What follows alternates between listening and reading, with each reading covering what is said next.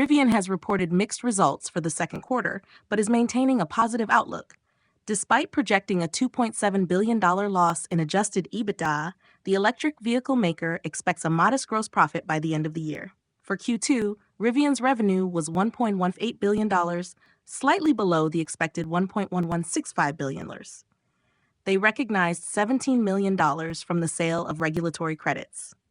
The adjusted loss per share was 1.30 cents, narrower than the anticipated $1.20, with an adjusted net income loss of $1.105 billion versus the expected $1.194 billion.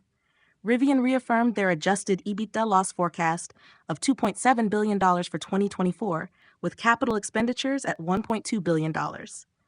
They have made significant steps toward profitability by modifying the R1 platform, aiming to achieve a modest gross profit in Q4. Rivian shares dropped over 2% in after-hours trading. CEO RJ Scaringe highlighted strong execution during the quarter, noting plant retooling upgrades and the launch of second-generation R1 vehicles. These changes have reduced material and manufacturing costs while enhancing performance and capabilities. Factory retooling affected Q2 deliveries. Rivian produced 9,612 vehicles and delivered 13,790 in Q2, down from 13,980 produced and 13,588 delivered in Q1. Production and deliveries are expected to be choppy due to factory shutdowns for retooling.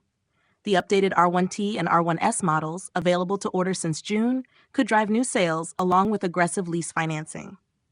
Rivian reaffirmed its guidance for annual production of 57,000 vehicles, despite the Q2 production drop.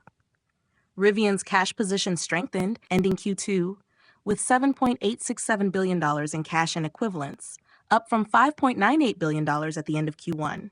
This boost was partly due to a joint venture with Volkswagen to create next-generation software-defined vehicle architectures. Rivian beat Wall Street's Q2 expectations for revenue and earnings. They reported a loss of 1.13 cents per share, better than the expected 1.21 cents, and automotive revenue of $1.66 billion, above the expected $1.14 billion.